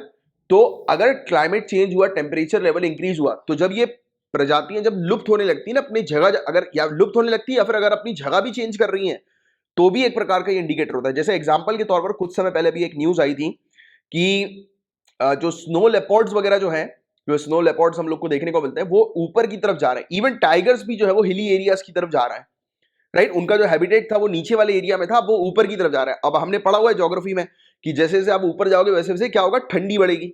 मतलब कि क्लियरली ये इंडिकेटर है, संकेत है कि भैया टेम्परेचर लेवल इंक्रीज हो रहा है और ये सब प्रजातियां जो है वो अब अपने हैबिटेट को चेंज कर रही हैं अकॉर्डिंग टू एनवायरमेंट। तो ये इंडिकेटर्स होता है। इन सब चीजों को ऑब्जर्व करके देख के जो रिसर्चर्स हैं, और आने वाले समय में आप लोग भी यही सब चीजों को देखकर ऑब्जर्व करेंगे कि यार स्ट्रेटेजीज बनाएंगे कि कैसे जो है वो हमें चीजों को कंट्रोल करना है। Understanding it. तो ये है इस एग्जाम की प्रिपरेशन, और ये मोटिवेशन भी है कि ये सब जो पढ़ रहे हो उसको याद हो ही जाएगा यार, आपको करने की आवश्यकता नहीं, याद हो ही जाएगा, क्योंकि इतनी प्रैक्टिकल चीजें होती हैं इस प्रिपरेशन के दौरान कि वो तो आपको याद रहेगी। और आपकी नॉलेज को सोचिए कितना ज्यादा बढ़ा रही है ये सब, कितनी अच्छा आपको बना देगी, एक परफेक्ट इंसान बनाएंगी, नॉलेजेबल पर्सन बनाएंगी। तो इस प्रिपरेशन को बर्डन की तरह मत करो, इस प्रिपरेशन को एंजॉय करते हुए करो कि अरे मुझे कुछ नया सीखने को मिल रहा है। और जब आपको कुछ नया सीखने को मिलेगा तब आप क्या करोगे, सोसाइटी को भी जो है वो चेंज करने की कोशिश करो। बट अभी नहीं, लेट मी टेल यू, पहले अपना एग्जाम क्लियर करो, उसके बाद फिर ज्ञान दूसरों में बांटो। अभी कोई जरूरत नहीं किसी को ज्ञान बांटने की, अभी सिर्फ एग्जाम क्लियर करने पर मेनली फोकस करो। अपने ज्ञान बांटना है तो मेंस की आंसर राइटिंग प्रैक्टिस करो, उसमें ज्ञान बांटो जितना बांटना है। अभी के लिए आपको अगर अपने ज्ञान को अगर बहुत ज्यादा जो है वो करना है ना, अंदर से फूट रहा है आपके अंदर कि अरे मुझे इतनी सारी चीज पता है, मुझे निकालनी है, बॉस पेपर में लिख कर निकालो। अभी बाहर जाकर अपने दोस्त को समझाने की जरूरत नहीं है, राइट, क्योंकि ना वो आपको सीरियस लेगा ना कोई और आपको सीरियस लेगा। बट जिस दिन आपके नाम के आगे IAS IPS लग गया तो पूरी दुनिया आपको बहुत सीरियस लेगी, है ना। तो इसलिए एक दो को खुश करने के लिए अभी काम मत करो। अपनी नॉलेज को एक दो के साथ शेयर करोगे, आप सोचोगे कि आप उनके सामने आप बहुत सुपीरियर हो जाओगे, तो you are a foolish person, right. आप बेवकूफ हो, फूल हो आप, राइट, कि अगर आप इस प्रकार की हरकत कर रहे हो मतलब आप सीधे सीधे अपने टाइम को वेस्ट कर रहे हो। अगर आपसे कोई कुछ पूछे भी तो बता दिया करो कि यार यूट्यूब सर्च कर ले यार, मुझे पता नहीं है इसके बारे में, मना कर दो। अब आप बोलोगे कि अरे यार ये तो बुरा होगा ना सर, हम किसी की हेल्प नहीं कर रहे। देखो यार, हेल्प जब करो जब अभी पहले अपनी खुद की हेल्प करो, सेल्फ हेल्प करो, पहले पहले अपनी हेल्प करके इस एग्जाम को निकालो, राइट। और अगर नॉलेज इतना ही शेयर करना है तो आंसर राइटिंग प्रैक्टिस शुरू करो, तो उसमें अपने नॉलेज को शेयर करो, राइट। तो ये चीज मेरी याद रखना। और इधर उधर नॉलेज शेयर कर रहे हो तो you are just wasting your time, फिर आपसे बड़ा बेवकूफ कोई और नहीं है, राइट। क्योंकि जो अपने टाइम को मारकर, अपने प्रीशियस टाइम को मारकर जो है वो दूसरों की हेल्प करने में लगा हुआ है। अच्छी बात है, हेल्प करो, बट अभी नहीं, वेट फॉर 1.5 years, फिर पूरी की पूरी डिस्ट्रिक्ट की हेल्प करना ना यार, एक दो लोग की हेल्प करने की क्या जरूरत है, डिस्ट्रिक्ट की पूरी हेल्प करना। और फिर वो हेल्प जो होगी वो आपके साथ लाइफ लॉन्ग होगी ना। अभी आप हेल्प करोगे, फिर कुछ साल के बाद आप कुछ बन ही नहीं पाए, फिर क्या कर लोगे। तो अभी पहले अपनी जो प्रायोरिटी है उनको सेट करके रखो। मैंने देखा अक्सर यार, मेरे खुद के जो स्टूडेंट्स, आप सभी लोग, जैसे आप सभी लोग हैं और जिनसे मेरी बात होती है स्पेशली, तो उनसे कई बार मैं सुनता हूं तो बोलते हैं कि अरे हम तो सर हेल्प करने की कोशिश करते हैं, हमें लगता है कि दूसरों का भी भला हो जाए, ये हो जाए, हो जाए। अरे दैट इज गुड, बट पहले अपना तो भला कर लो। मैंने कहा आप IAS बन गए क्या? बोले नहीं अभी तो नहीं। तो मैंने कहा जब बनोगे ना तब उसके बाद हेल्प करने पर फोकस करना। अभी अगर आपको इतना ही ज्यादा नॉलेज शेयर करने का, मेन्स आंसर राइटिंग लिखो, राइट। क्योंकि अल्टीमेटली मेंस का आंसर ही जो होगा वो आपको वो डिसाइड करेगा कि आप इंटरव्यू में जा रहे हो या नहीं जा रहे हो। तो उसकी प्रैक्टिस करो ना यार, फालतू चीजों को करने की जगह। चलो, ज्यादा ज्ञान हो गया, अभी वापस आते हैं इस टॉपिक पर। तो दो चीज हमने देख ली, तीसरी चीज ये इन्होंने बोला कि डेवलप्ड कंट्रीज जो हैं, राइट, तो वो डेवलपिंग कंट्रीज की मदद करें। $100 बिलियन हर साल क्लाइमेट फाइनेंस के तौर पर डेवलप्ड कंट्री डेवलपिंग कंट्रीज को दें, है ना। और चौथी चीज ये कहा गया कि पेरिस रूल बुक को फाइनलाइज किया जाए। पेरिस रूल बुक, राइट, इसमें पूरी चीज डिटेल में रूल्स जो है वो लिखे जाएं कि कैसे हम पेरिस एग्रीमेंट को जो है वो फुलफिल करेंगे। तो ये चीज जो है वो हम लोग को यहां पर देखने को मिली। तो ये 4 गोल्स जो हमें देखने को मिल रहे हैं, ये कॉन्फ्रेंस ऑफ पार्टी 26 के हम लोग को देखने को मिल रहा है। तो ये पॉइंट आप थोड़ा सा ध्यान में रखिएगा। और कॉन्फ्रेंस ऑफ पार्टी 1 के जो है ये गोल्स हम लोग को देखने को मिले हैं, राइट। तो ये 3 चीजों पर इन्होंने जो है वो मेनली फोकस किया था। और कॉन्फ्रेंस ऑफ पार्टी 26 जो अभी चल रही है, तो उसमें ये 4 चीजों पर मेन फोकस हम लोग को देखने को मिला है। अब ये भी जान लो UNFCCC के बारे में एक बेसिक सा आइडिया मैंने आपको ऑलरेडी पहले दिया ही था, अभी थोड़ी देर पहले। तो UNFCCC को जो है अडॉप्ट किया गया है 1992 में रियो अर्थ समिट के दौरान। इसे रियो कन्वेंशन के तौर पर भी हम लोग जानते हैं, right. And UNF triple C जो स्टैब्लिश की करती है वो एक फ्रेमवर्क तैयार करती है कि कैसे आपको ग्रीन हाउस गैस के कॉन्सेंट्रेशन को धरती के एटमॉस्फेयर से रिड्यूस करना है। वही चीज़ मैंने भी आपको समझाया था और ये बिगिनिंग थी गाइस। देखो ये इंटरनेशनल कम्युनिटी का पहला प्रयास था क्लाइमेट चेंज की प्रॉब्लम को प्रॉपर तरीके से रिड्यूस करने का 1992 में, राइट। तो ये चीज आपको ध्यान में रखना है, ईयर ध्यान में रखनी है। रियो अर्थ समिट जो है वो कब की है, 1992। इस समिट के तहत मतलब हमें देखने को मिला था यूएनएफ ट्रिपल सी ने जो है वो यूएनएफ ट्रिपल सी को जो है वो अडॉप्ट किया गया था, एक फ्रेमवर्क तैयार किया गया था यूएनएफ ट्रिपल सी के द्वारा कि किस प्रकार से ग्रीन हाउस गैस का जो एमिशन है उसके कॉन्सेंट्रेशन है उसको एटमॉस्फेयर से हमें रिड्यूस करना है, राइट। तो ये क्लियर है, यहां तक बात है। अब ये 1992 में लाई गई थी बट 1994 में इसको लागू कर दिया गया था। Nearly all of the world's nation have now signed on. तो आज की डेट में पूरे दुनिया भर की कंट्रीज ने इसे साइन कर लिया है। इसे इवन पता है 2015 की पेरिस एग्रीमेंट की जो या फिर पेरिस ट्रीटी जो हम लोग बोलते हैं, तो उसकी पेरेंट ट्रीटी है हम लोग को यूएनएफ ट्रिपल सी देखने को मिलती थी। ये वाला पॉइंट भी आप ध्यान में रखिएगा। यूएनएफ ट्रिपल सी जो है वो पेरिस एग्रीमेंट की पेरेंट ट्रीटी है। इवन 1997 के क्योटो प्रोटोकॉल की भी ये पेरेंट ट्रीटी हम लोग को देखने को मिलती है। तो ये वाला पॉइंट भी आप थोड़ा सा याद रखिएगा। अब देखिए, अब जो मैंने आपसे बोला था कि कॉन्फ्रेंस ऑफ पार्टी 26 में इंडिया ने जो है वो क्या अनाउंसमेंट किए, तो हमारे ऑनरेबल प्राइम मिनिस्टर के द्वारा कुछ अनाउंसमेंट किए गए। बताइए जरा सीओपी 26 कहां पर हो रही है। अभी थोड़ी देर पहले इसका आंसर मैंने भी आपको दिया था, नीचे कमेंट बॉक्स पर लिखकर बताएं। तो कहा गया कि इंडिया नेट जीरो एमिशन को जो है वो 2070 तक अचीव कर लेगी। And what do you understand by net zero emission?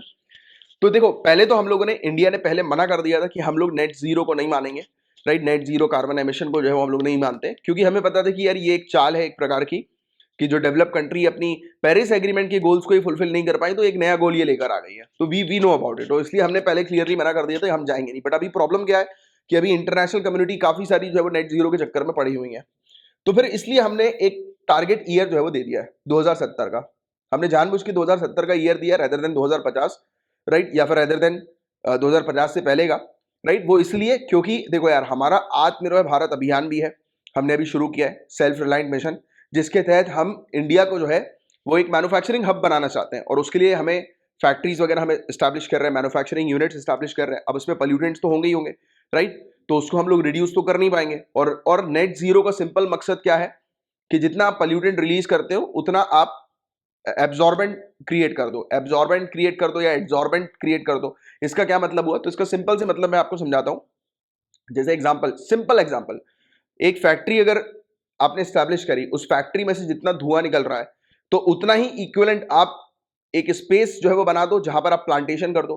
क्योंकि प्लांट, देखो फैक्ट्री से कार्बन डाइऑक्साइड का एमिशन हो रहा है, तो आपने प्लांट्स लगा लिए, प्लांट्स क्या करेंगे, कार्बन डाइऑक्साइड को जो है वो सिंक कर लेंगे। तो एक तरह से ये कहते हैं कि आप जो है वो सिंकिंग यूनिट जो है वो स्टैब्लिश कर लो, जो सिंक वो कर सकें, कि जहां पर जो है वो एब्जॉर्ब कर सकें, एड्जॉर्ब कर सकें, राइट। तो ये चीज यहां पर बताई जा रही है, राइट।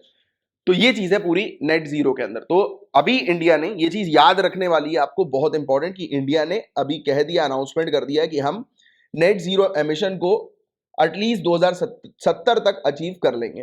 क्योंकि अब होड़ चल रही थी यार मार्केट में, सभी कंट्री जो है वो बोल रही है net zero emission, net zero emission. और अगर हम पीछे पड़ेंगे तो फिर ऑब्वियसली बात है इंटरनेशनल, मतलब हम अगर पीछे हटने लगेंगे तो इंटरनेशनल कम्युनिटी में फिर हमारे ऊपर, मतलब बोलते हैं ना कि कुछ लोग को सिर्फ मौके चाहिए होते हैं। जैसे आप अभी प्रिपरेशन कर रहे हो, जैसे फॉर एग्जाम्पल आप प्रिपरेशन के दौरान आपने अपने आप को रिलैक्स करने के लिए, लेट से होता है यार, इस दौरान भी होता है, आपने अपने आप को रिलैक्स करने के लिए बस एक 2-3 दिन की एक ट्रिप मार ली, राइट। लेट से आप चलो कहीं पर भी चले गए, किसी अच्छी जगह चले गए, पीसफुल प्लेस पर चले गए, वहां पे बस जाके आपने रिलैक्स किया, बैठे, है ना, दोस्तों के साथ चले गए, बातचीत करी, क्यों? क्योंकि अपने आप को रिफ्रेश करने के लिए होता है यार। मैं ये बिल्कुल नहीं कहूंगा आपको जो है वो पूरी तरह से प्रॉपर तरीके से दिन भर जो है पढ़ाई करनी है, करो, बहुत अच्छी बात है। बट क्या होता है जब भी आपका ब्रेन जो है वो एकदम से हैवी हो जाए ना, तो आपको छोड़ देना चाहिए। बट देखिए पॉइंट टू बी नोटेड, ऐसा नहीं होना चाहिए कि आपका हर हफ्ते ब्रेन हैवी हो रहा है, आपको हर हफ्ते छोड़ना है। मैं कह रहा हूं अगर 3-4 महीने के बाद अगर आपको ऐसा लगे कि अरे यार बहुत हैवी हो गया है, अभी मुझे थोड़ा सा रिलैक्स करना है, 2-1 दिन का ब्रेक लेना भी good, it is healthy for brain also, right. तो जैसे कि आप जो है वो दोस्तों के पास चले गए, थोड़े समय आपने एंजॉय कर लिया, फिर वापस जब आए तो अब सभी लोग कि ये क्या करेगा पढ़ाई, तेरी ये कोई पढ़ाई हो रही है यूपीएससी की, ऐसी तैयारी होती, अब लोग ताने मारने लगते हैं, है ना, वही चीज है ना। तो इंडिया अगर ये नेट जीरो एमिशन से अगर हटे, जैसे लेट से कि हमने पहले मना कर दिया था, बट अभी हमने दोबारा से इसको क्यों अपना कमिटमेंट दिया कि हम 2070 तक अचीव करेंगे, क्योंकि सभी होड़ लगी हुई है। अगर हम हट जाते तो सभी लोग हमें जो है वो बोलते हैं ना कि आपने एक गलती करी तो आप उस एक गलती का भुगतान आपको हर चीज में जो है वो करना पड़ता है। जैसे मैंने आपको अक्सर बोला, आप मेंस के आंसर को लिख रहे हैं, अब यहां पर लिखा है 2070 और किसी स्टूडेंट ने लिख दिया 2075, तो आपने क्या किया, फैक्ट गलत कर दिया। और आपके इस फैक्ट को जो आंसर कॉपी आपकी चेक कर रहे हैं वो बहुत तरीके से नोटिस कर लेंगे, और जहां उन्हें नोटिस किया तो यहां पे तो आपके मार्क्स कटे ही कटे, भले ही दूसरी जगह पे आपने सही भी जो फैक्ट क्यों ना लिखा हो, बट उसमें भी आपको जस्टिस नहीं मिलेगा।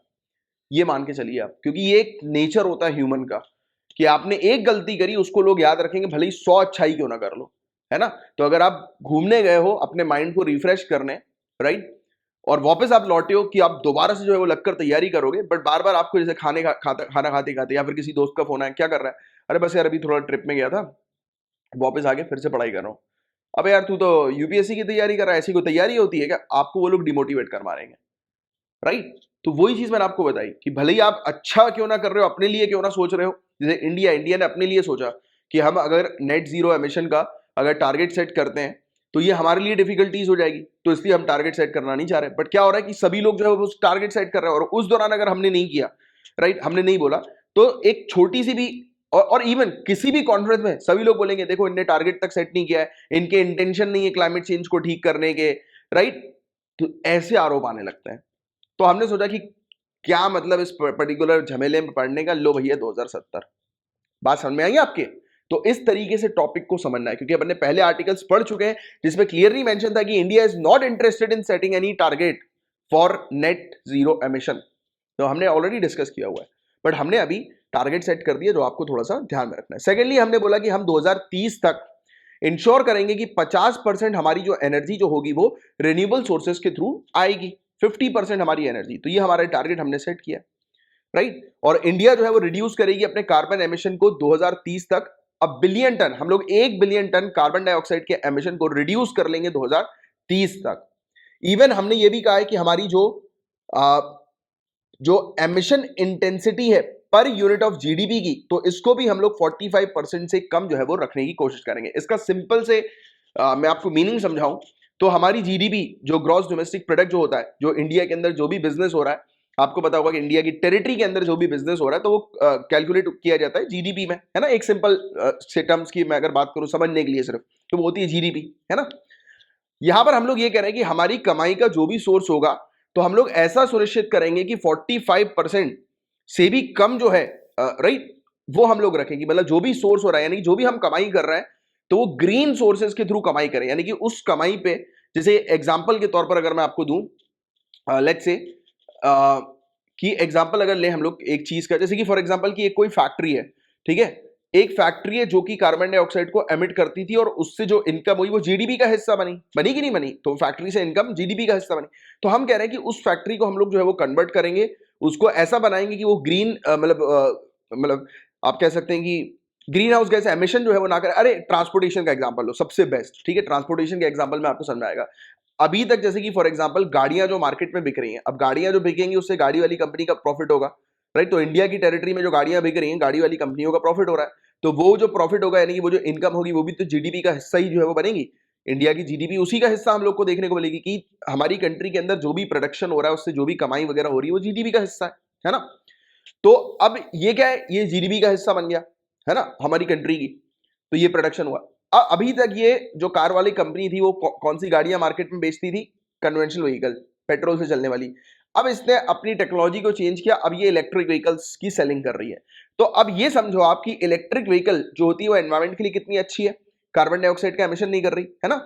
तो और वैसे तो अगर हम लोग कहें इनडायरेक्टली देखें तो इलेक्ट्रिक व्हीकल भी आज की डेट में कार्बन डाइऑक्साइड का एमिशन करती है। अब आप बोलोगे सर कैसे, कैसी बात कर दी आपने, राइट। वहां पे तो कोई भी, हम लोग तो सिर्फ इलेक्ट्रिसिटी का यूज करते हैं। बॉस इलेक्ट्रिसिटी आज की डेट में जो बन रही है ना वो कोयले को जलाकर बन रही है। गेटिंग इट और नॉट? आपके घर में जो आपको इलेक्ट्रिसिटी मिल रही है जिससे कोई पोल्यूटेंट आपके घर में तो आपको नहीं दिखाई दे रहा, बट जहां पर ये इलेक्ट्रिसिटी जनरेट हो रही है पावर हाउस में, तो वहां पर तो कोयले को जलाकर ही तो इलेक्ट्रिसिटी बनाई जा रही है। तो अभी तक हम उस स्टेज पे नहीं पहुंचे कि हम लोग टोटली नेचुरल रहे। अब लेट्स से आप इसको और अपन और डीप जाते हैं थोड़ा सा।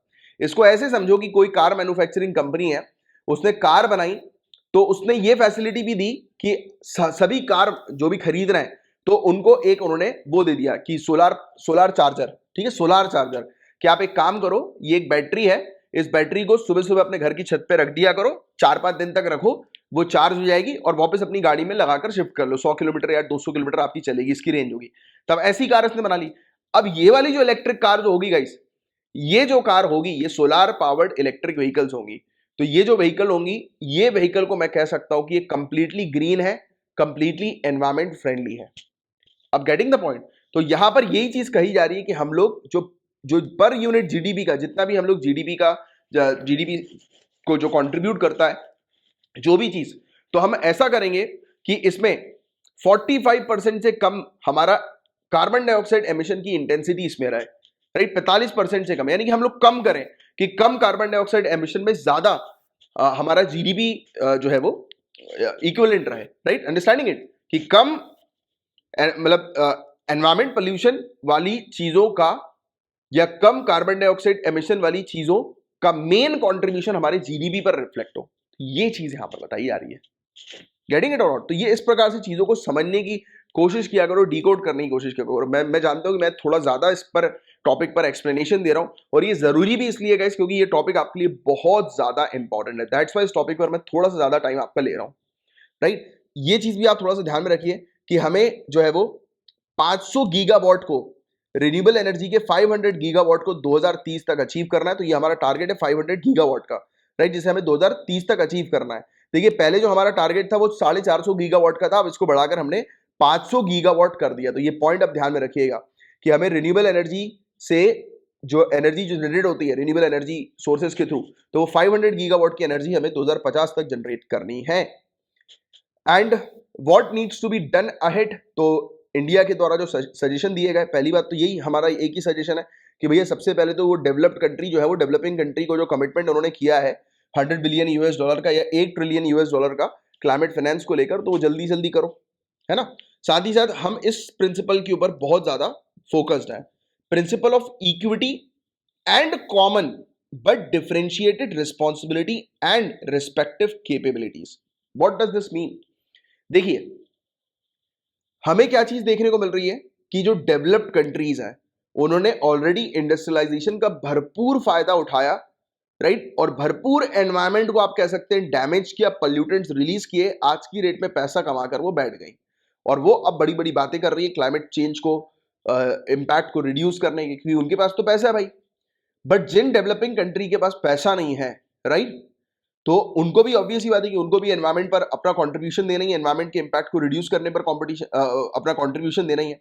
बट द प्रॉब्लम इज कि उनके पास उतने फाइनेंशियल रिसोर्सेज नहीं है। क्यों? क्योंकि पहले ही ये सब कंट्रीज इंडस्ट्रियलाइजेशन का फायदा उठाकर जो है वो इन्होंने पैसा कमा लिया, पॉल्यूटेंट्स भी इन्होंने सबसे ज्यादा किया, और आज की डेट में जब बात आ रही है रिस्पॉन्सिबिलिटी की, तो ये इक्वल रिस्पॉन्सिबिलिटी की बात करते हैं, ना कि इक्विटी की। तो there is vast difference between equity and equal responsibility. And equity और इक्विटी और इक्वलिटी में क्या डिफरेंस है, ये भी मैं आपको थोड़ा पॉलिटी पॉइंट ऑफ व्यू से समझाता हूं। इसके लिए हम लोग एक एग्जांपल लेंगे, किसका? रिजर्वेशन का, राइट। एक रिजर्वेशन का हम लोग एग्जांपल लेते हैं। जैसे कि आपको पता है इसकी रिजर्वेशन होते हैं एग्जामिनेशन में। अपन चलो कॉलेज की बात करते हैं, एग्जामिनेशन को छोड़ते हैं। कॉलेज की सीट्स पर भी रिजर्वेशन होते हैं। जैसे कि मैंने मान लिया कि 70% सीट जो है वो जनरल आ रही है और 30% रिजर्वेशन के थ्रू आ रही है, ठीक है। एग्जांपल के तौर पर अपन सिंपल लेते हैं बस, ठीक है। अब रिजर्वेशन अपन ईडब्ल्यूएस के बारे में बात करते हैं, इकोनॉमिक वीकर सेक्शन, यानी कि ऐसा सेक्शन सोसाइटी का जिनके पास पैसे नहीं है, राइट, यानी कि वो रिच नहीं है कि वो कॉलेज में, यूनिवर्सिटी में एडमिशन ले सके। अब यहां पर सिर्फ एडमिशन लेने की बात नहीं है, यहां पर बात है कट ऑफ की। क्योंकि एक जनरल कैटेगरी का स्टूडेंट है, जैसे कि उसको 100 में से मैं मान लेता हूं कि उसको 70 मार्क्स चाहिए, तब जाकर उसका कट ऑफ होगा, तब जाकर उसको एडमिशन मिल पाएगा, राइट। अब वहीं पर इस कट ऑफ को 50 मार्क्स का कर दिया, किन के लिए? ईडब्ल्यूएस के लिए। अब 50 मार्क्स क्यों किया? क्योंकि ये चीज देखी गई कि यार वो जैसे कि जनरल कैटेगरी का स्टूडेंट है, उसने ये चीज ऑब्जर्व की गई कि यार उसने कहीं ना कहीं अच्छी उसको फैसिलिटी बचपन से मिली है, उसको अच्छे स्कूल्स में एडमिशन मिला है, और उसको लेट्स से कि कोचिंग्स वगैरह भी उसने अच्छी ली है, राइट। बट वहीं अगर देखें ईडब्ल्यूएस कैटेगरी को, तो ऑब्जर्वेशन ये है कि क्वाइट पॉसिबल कि उसको अच्छी कोचिंग में एक्सेस नहीं मिल पाया होगा, बिकॉज ये उसके फैमिली की इनकम कम है, राइट। वो अच्छे स्कूल में नहीं पढ़ पाए होंगे बिकॉज उसकी फैमिली की इनकम कम है। वैसे तो अपने सरकारी स्कूल्स को, सरकार को ही जो है वो अच्छा बनाने पर प्रयास करना चाहिए, राइट। तो ये वाली चीज तो गलती होती है एक प्रकार से कि सरकारी स्कूल को जब इतना अच्छा बना दो कि लोग जो है वो सरकारी स्कूल प्राइवेट स्कूल के साथ कंपीट कर सकें। राइट, और ऐसा हो भी रहा है, काफी सारी स्टेट्स के अंदर इस प्रकार से कार्य अब शुरू भी हो गए हैं, राइट। तो वो पूरा ओवरऑल इंडिया के लिए करना चाहिए, बट ठीक है चलो नहीं है, बट मैं आपको इक्विटी समझा रहा हूं तो इस तरीके से आप समझो। तो ये क्या हो गया, इन्होंने एक पुश कर दिया, किसको पुश किया, इकोनॉमिक वीकर सेक्शन को, उसका कट ऑफ कम करके उसको पुश कर दिया कि वो इक्वल प्लेटफॉर्म पर आ सके। तो इक्विटी और इक्वल में ये डिफरेंस है। इक्वल मतलब कि आप सेम रैंक पर हो, राइट, यानी कि सेम पोजीशन पर हो, राइट, कि दोनों का कट ऑफ इक्वल है, राइट, सभी का कट ऑफ एक ही है सिर्फ, बट एक का कट ऑफ जो है वो कम है और एक का ज्यादा है, वो भी सामने वाले यानी कि दोनों कैटेगरीज के लोगों को इक्वल प्लेटफॉर्म पर रखने के लिए। गेटिंग इट और नॉट? तो ये वाली चीज, इसको और तरीके से समझना है तो देखो इस तरीके से समझो। एक अच्छा एक एग्जाम्पल था, जैसे कि एक दीवार है, ठीक है, एक बच्चा जो है यानी कि उसकी हाइट बहुत बड़ी है, ठीक है, ये सामने यहाँ पर मैच चल रहा है, लेट्स से कि सामने मैच चल रहा है, एक बच्चा है उसकी हाइट बड़ी है, एक की बहुत ही हाइट जो है वो छोटी है, ठीक है। अब ये मैच तो आसानी से देख पा रहा है, पर बेचारा ये वाला बच्चा मैच नहीं देख पा रहा। अब इसको मैच दिखाने के लिए क्या करेंगे, यहाँ पर एक स्टूल रख देंगे तो ये भी मैच देख पाएगा। तो मेन चीज क्या है कि दोनों को मैच देखना है, तो मैच देखना is the result. But problem क्या है कि दोनों ही एक ही कैटेगरी के, दोनों ह्यूमंस हैं, राइट, दोनों ही बच्चे हैं, उन दोनों को ही मैच देखना है। बट एक की हाइट अच्छी है तो वो मैच देख पा रहा है, बट दूसरे की हाइट नहीं है तो उसको हमने एक सपोर्ट कर दिया, उसको एक टेबल दे दी जिससे कि वो मैच देख सके। तो इक्वलिटी है, दोनों ही मैच देख पा रहे हैं, that is equal. But the problem is कि दोनों की कंडीशन अलग अलग है, तो दोनों की कंडीशन को सेम लेवल पर लाने के लिए हमने क्या किया, एक प्रकार का पुश कर दिया। This is equity. तो यहां पर प्रिंसिपल जो इक्विटी की बात की जा रही है वो यही है कि यार डेवलप कंट्री के पास तो पैसा है, फैसिलिटीज है, टेक्नोलॉजीज है, डेवलपिंग के पास नहीं है, और दोनों ही ये चाह रहे हैं कि क्लाइमेट चेंज के इंपैक्ट को हमें रिड्यूस करना है। यानी कि दोनों क्या देखना चाह रहे हैं, मैच देखना चाह रहे हैं, क्लाइमेट चेंज के इंपैक्ट को रिड्यूस करना चाह रहे हैं। बट दोनों के पास एक जो है वो कंफर्टेबल है, एक कंफर्टेबल नहीं है, एक के पास पैसा है, दूसरे के पास नहीं है, तो दूसरे को क्या किया, दूसरे को पुश करने की आवश्यकता है। तो इस प्रिंसिपल के ऊपर हम लोग काम कर रहे हैं। Getting the point? तो ये चीज है। इसके अलावा आज की डेट में ये बहुत ज्यादा जरूरी है कि स्कूल के बच्चों को भैया आप सिखाओ कि मतलब सस्टेनेबल मोड जो है लिविंग बीइंग के, जो कि कुछ ट्रेडिशनल कम्युनिटी प्रैक्टिस करती है, जैसे फॉर एग्जांपल काफी सारी कम्युनिटीज हमें देखने को मिलती है जो आज भी जैसे कि बात करें हम लोग जड़ी बूटियों का उपयोग करती हैं अपने आप को ठीक करने के, तो ये ट्रेडिशनल चीजें हैं। तो ऐसी काफी सारी कम्युनिटी जो है वो पॉल्यूटेंट्स ना हो उसके लिए भी वेरियस ट्रेडिशनल प्रैक्टिसेस जो है वो करती हैं, राइट। तो ये कह रहे हैं कि आप स्कूल में ऐसी प्रैक्टिसेस जो है वो शुरू करवाओ। इवन जो हमारे जो मिशन, जो सक्सेसफुल मिशन है, जल जीवन मिशन हो गया, स्वच्छ भारत मिशन हो गया, मिशन उज्ज्वला हो गया, राइट, तो इसको आप पूरे इंटरनेशनली इसको पॉपुलर करने की आवश्यकता है, क्योंकि इंडिया का ये प्रयास है, राइट, तो इसको आप इंटरनेशनली बताओ, पॉपुलर करो। तो ये इंडिया की ये कदम हम लोग को देखने को मिल रहा है। And focus should be on climate adaptation as much as mitigation, right. तो क्लाइमेट चेंज को रिड्यूस करने के लिए अलग अलग टेक्नोलॉजीज को, यानी कि आप रिड्यूस तो करो ही करो, बट अलग अलग टेक्नोलॉजीज को भी अडॉप्ट करो जिससे कि क्लाइमेट चेंज के इंपैक्ट जो है वो रिड्यूस हो सके। तो इस पर मेनली फोकस किया जा रहा है। अब किन किन कंट्रीज ने नेट जीरो टारगेट जो है वो अनाउंस कर दिया, तो 2019 में न्यूजीलैंड सरकार ने जो है वो जीरो कार्बन एक्ट एक कानून लेकर आई थी, जिसमें इन्होंने कमिट किया कि 2050 तक ये जीरो कार्बन एमिशन जो है वो अचीव कर लेंगे। यूके की पार्लियामेंट ने भी एक कानून जो है वो पास कर दिया जिसमें ये कह रहे हैं कि UK net emission green house gas का 100% तक जो है वो रिड्यूस करेगी, राइट। तो ये चीज लाएगी। यूनाइटेड स्टेट्स के प्रेसिडेंट भी जो है इन्होंने भी घोषणा करी कि 2050 तक 2030 तक 2005 के लेवल से 50% कम हम लोग ग्रीन हाउस गैस एमिशन को एटलीस्ट रिड्यूस करेंगे, राइट। तो ये चीज बताई गई। वर्ल्ड वॉर जीरो ये लॉन्च किया गया था 2019 में। इसमें बताया जा रहा है to bring together unlikely allies on climate change with the goal of reaching net zero carbon emission in the country by 2050। तो इसमें मेनली फोकस किया गया कि काफी सारी कंट्री 2050 तक नेट जीरो कार्बन एमिशन को अचीव करने के लिए जो है वो कार्य करें। फिर यूरोपियन यूनियन का एक प्लान आया, फिट फॉर 55 का प्लान। तो इसमें मेनली टारगेट किया गया कि यूरोपियन कमीशन जो है इन्होंने कहा सभी के सभी यूरोपियन यूनियन के अंदर हम लोग को 27 कंट्रीज आज की डेट में एज ऑन 2021 देखने को मिल रही है। तो कहा गया कि ये 27 कंट्रीज जो है वो 1990 लेवल से, यानी कि 1990 पे जितना कार्बन डाइऑक्साइड एमिशन हुआ करता था उसको आपको 55% रिड्यूस करना है 2030 तक। बात समझ रहे हो? ये लेवल का मतलब क्या होता है, बेस ईयर का मतलब क्या होता है। बेस ईयर का मतलब जैसे कई बार बेस ईयर 2005 होता है, कई बार प्री इंडस्ट्रियल होता है, कई बार जैसे अभी 1990 हुआ।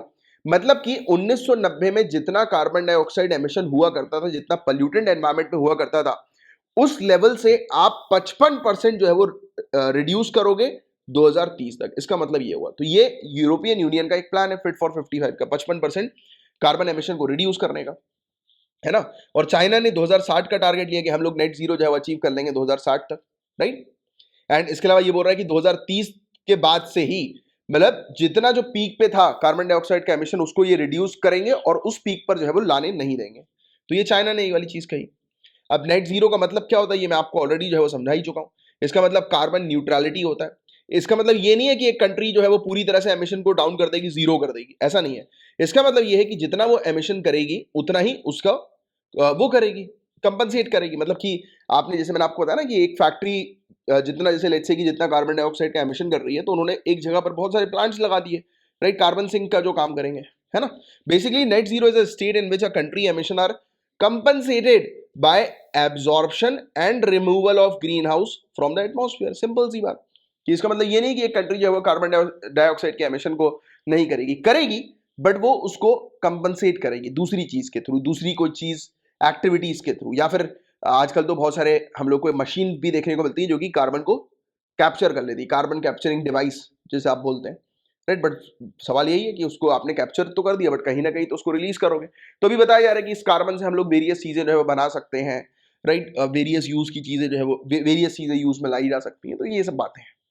तो आने वाले समय में और जैसे जैसे टेक्नोलॉजी बढ़ती जाएंगी वैसे वैसे और चीजें हम लोग को देखने को मिलेंगी, राइट। तो ये था गाइस पूरा वाला टॉपिक। मैं उम्मीद करता हूँ बहुत अच्छे से आपको आर्टिकल समझ में आया होगा। ये बहुत इंपॉर्टेंट टॉपिक है, इससे रिलेटेड डेफिनेटली पूरे के पूरे नोट्स बना लो अलग से, राइट। और इन सब नोट्स को आप डेफिनेटली मेंस के पेपर में यूज करिएगा ही, क्योंकि ये बहुत इंपॉर्टेंट टॉपिक है, ठीक है।